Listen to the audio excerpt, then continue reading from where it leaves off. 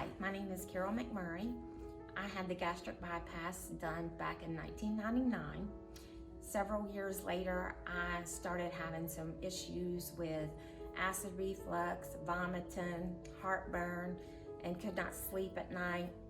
So I was seeing Dr. Sharma for hormone replacement therapy, and I was explaining to him my symptoms, and so he had some tests ran, and he found out that I had a hiatal hernia, and my pouch was lodged up in my chest cavity, which was causing other problems.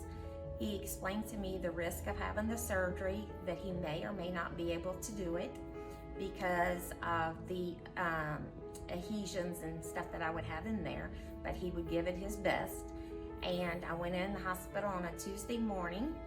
That afternoon I woke up. He said he was able to complete the surgery. I went to my doctor, primary care, a week later, and he said, "You look like a new woman. Who did your surgery?" So I explained Dr. Sharma had done it, and no one can believe it's only been a week now, and I feel great, better than I have in years. I'm up, moving around, doing everything I would be before. I'm not sore. No infection, no redness, no nothing. And I'm truly happy. I sleep at night through the whole night now.